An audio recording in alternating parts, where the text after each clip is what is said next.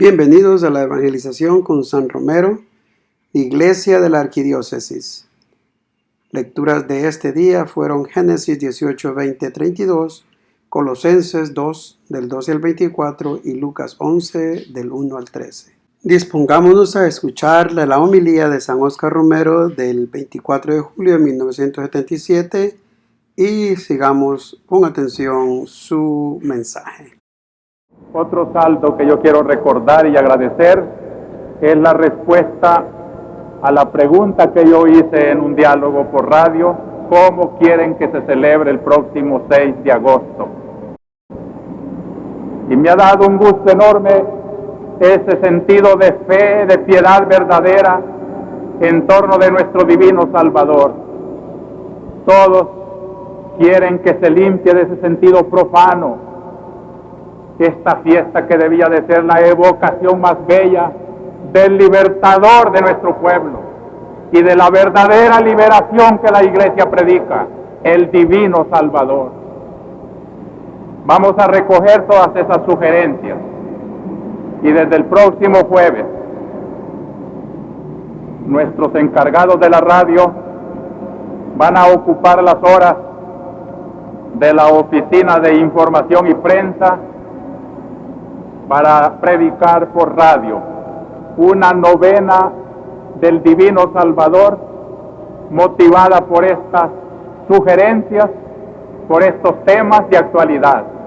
Les suplico pues que desde el jueves a la 1 de la tarde, a las 8 de la noche y a las 5:45 de la mañana sintonicen esta emisora YSAX y reflexionemos lo que significa para la patria tener un patrono tan bello, tan divino, como el divino Salvador del mundo, y preparemos.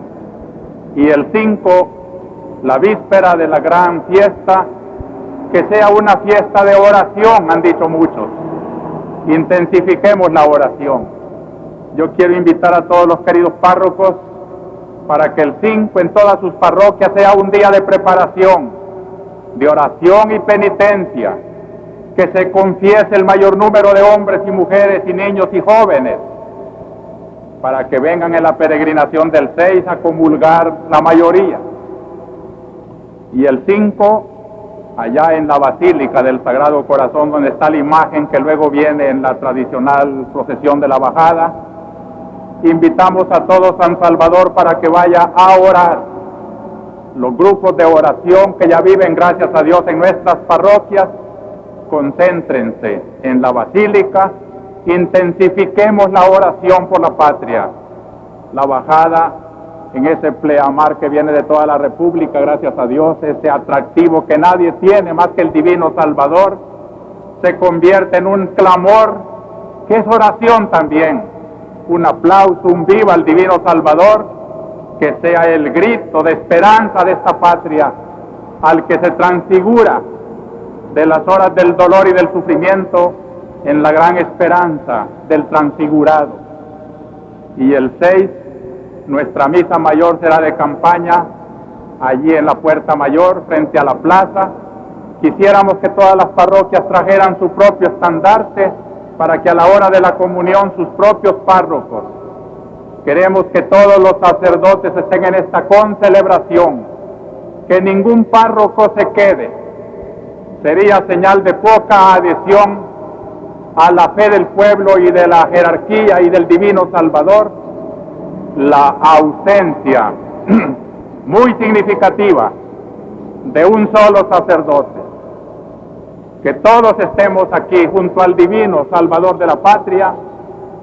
Si no hay una ausencia verdaderamente justificada, interpretará el pueblo muy mal la ausencia de un solo sacerdote. Queremos que sea la fiesta del pueblo del divino Salvador, una concelebración donde todo sea la piedad y el fervor de nuestra nación. Porque, queridos hermanos, esta riqueza de vivencia de nuestra semana que estamos terminando o comenzando, yo la quiero enfocar desde las palabras de Dios que se han leído hoy. Es muy fácil decir no hay persecución.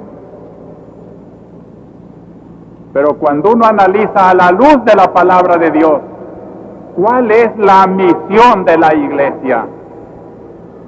Sí hay persecución.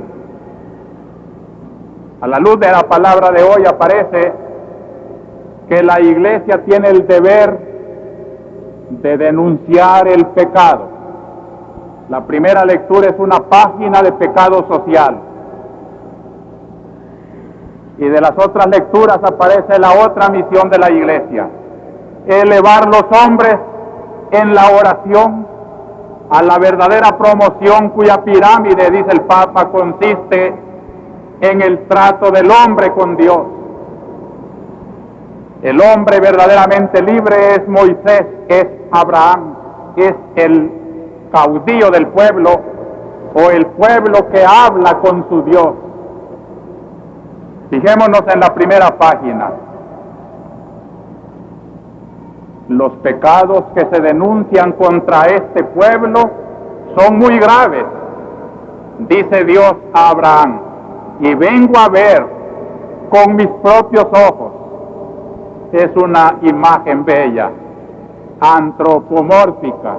Dios como si hiciera hombre, naturalmente que es una figura retórica, bíblica, que representa a Dios como un hombre que viene a darse cuenta, como a inspeccionar él mismo, a ver los pecados de su pueblo. Se trata de los pecados de Sodoma y de Gomorra. No dice propiamente la Biblia cuáles eran, pero sí una interpretación bastante auténtica. Parece que se trata de desórdenes lujuriosos, muy feos, el pecado de la carne. Los pecados sociales cambian, pero lo sustancial es lo mismo. Los obispos, reunidos en Medellín, 1968, dijeron que en América Latina hay también un pecado social. Situación de pecado, son las palabras textuales. Parecen duras, pero cuando uno piensa qué es el pecado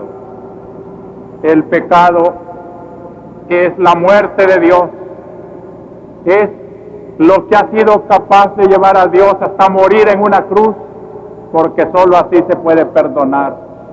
El pecado es el atropello a la ley de Dios, es como pisotear el designio de Dios.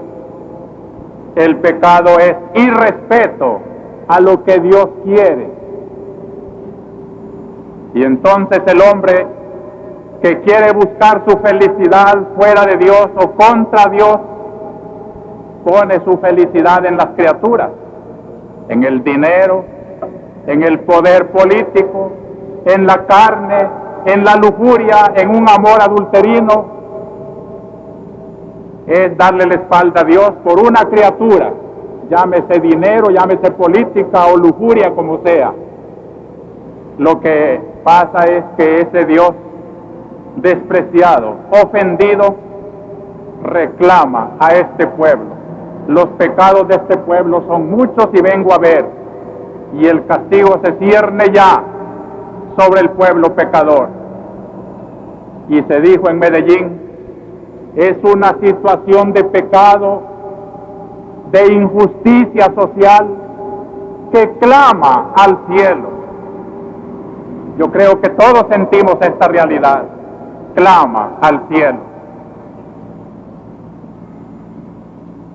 El pecado social, hermanos, Monseñor Pironio, y que conste que yo estudio la teología de la liberación a través de estos teólogos sólidos, como es el cardenal Pironio, que actualmente es prefecto de una de las congregaciones del Papa, hombre de la plena confianza del Papa, analiza el pecado social de América Latina y dice: la ofensa a Dios en esta desigualdad social que viven nuestros países se puede explicar, primero, o porque los hombres no comprenden su dignidad y no se promueven y viven un conformismo que verdaderamente es opio del pueblo. Esto hay mucho, hermano. Los ricos que no piensen que ellos solos son los culpables del pecado social. También los perezosos, también los marginados que no luchan por conocer su dignidad y trabajar por ser mejor. Todo aquel que se adormece y está tranquilo, como que otros le realicen su propio destino, está pecando también. De allí que la Iglesia tiene que promover a ese hombre adormecido. Y por eso los centros de promoción campesina, los grupos de reflexión de la Biblia, todo esto promueve, y gracias a Dios vamos viendo muchos obreros, campesinos, gente marginada, que va conociendo su dignidad, y en la medida en que conoce su dignidad, despierta también a la gran injusticia que lo está marginando. Si yo soy también hijo de Dios, si yo también tengo que despertar, yo también tengo que ser partícipe en la política del bien común de mi patria. Yo también tengo derecho a los bienes que Dios ha creado para todos. No por la lucha de clases ni la violencia, porque la Iglesia, repetimos, no predica el comunismo. Ciertamente, codo con todos aquellos que van luchando por las reivindicaciones sociales, económicas, políticas, ella lleva en su corazón una mística muy distinta de otros liberadores. Ya porque ven a la Iglesia compartiendo una tarde feliz con los maestros de escuela, ya la llaman colaboradora de Andes. La Iglesia está de acuerdo con las justas reivindicaciones de los maestros, pero desde un punto de vista cristiano, desde Cristo. Y jamás la Iglesia, por simpatizar con un movimiento de la tierra, va a renunciar a su Dios, a su promoción como hijo de Dios. Que se tenga muy en cuenta esto, que la postura de la Iglesia, promoviendo al hombre, no sigue las líneas del comunismo, sino las líneas del Evangelio. Esta es una clase de pecado y la Iglesia tiene que luchar. Y si la Iglesia, promoviendo campesinos, promoviendo marginados, es tenida como subversiva y que por eso se le expulsa y que por eso la persecución es contra estos, se está persiguiendo a la Iglesia. Porque la Iglesia no puede dejar de promover al hombre para decirle: no te duermas, eres hijo de Dios, trabaja tu dignidad, sé artífice de tu propio destino, trabaja en tu propio bien común. La Iglesia no puede dejar, no puede renunciar a esta misión de promoción que el Evangelio mismo le obliga a predicar.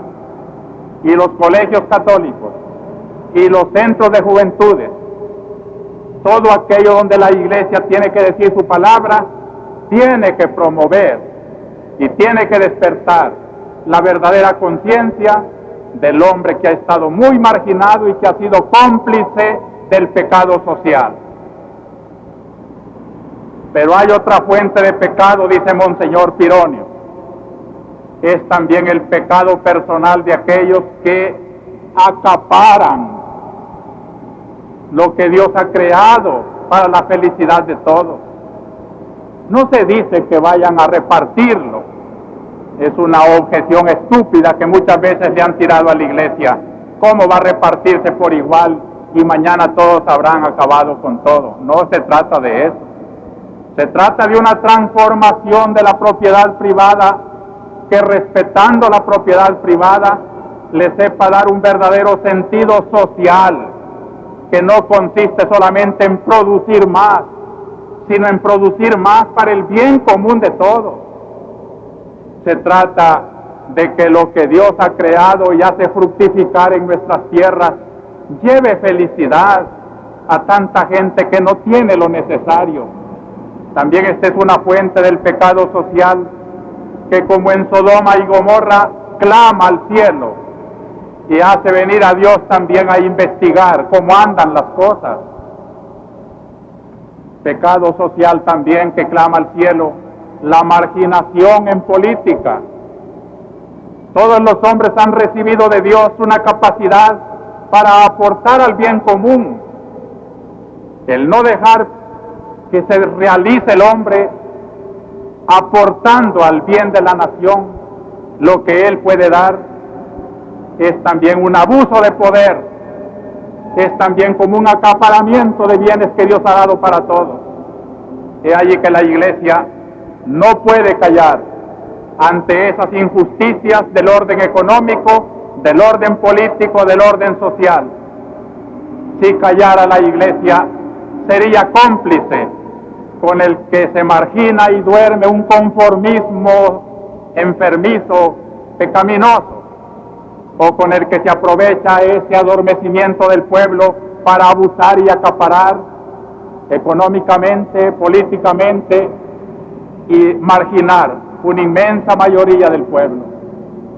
Esta es la voz de la Iglesia, hermanos, y mientras no se le deje libertad de clamar estas verdades de su Evangelio, hay persecución, y se trata de cosas sustanciales, no de cosas de poca importancia.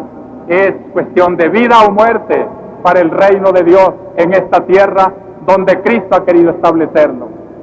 Por eso el pecado institucionalizado, pecado hecho ambiente. Ya sabemos, hermanos, que el pecado depende del corazón de cada uno, pero del corazón de cada uno procede el organizar una sociedad con estructuras injustas donde no se puede desarrollar el hombre como imagen de Dios. De allí que todos los pudientes de la política, los pudientes de la economía, los dirigentes sociales, los profesionales, los capacitados, la Iglesia también, como acabo de leer, tenemos que aportar para hacer que lo que Dios quiere, los designios de Dios, no sean frustrados por el pecado de los hombres. Lo que sucedió en Gomorra y en Sodoma fue precisamente que los hombres buscaban la felicidad fuera de Dios, como hoy la está buscando América Latina también, una felicidad sin Dios, contra Dios, destruyendo la imagen de Dios en la tierra que es el hombre. Muchas gracias por haber llegado hasta el final de esta homilía de la Iglesia de la Arquidiócesis. Esperamos nos acompañe en la próxima ocasión para seguir degustando de las homilías de San Romero y seguir aprendiendo con su catequesis. Paz y bien, que el Señor los bendiga y nos vemos. Adiós.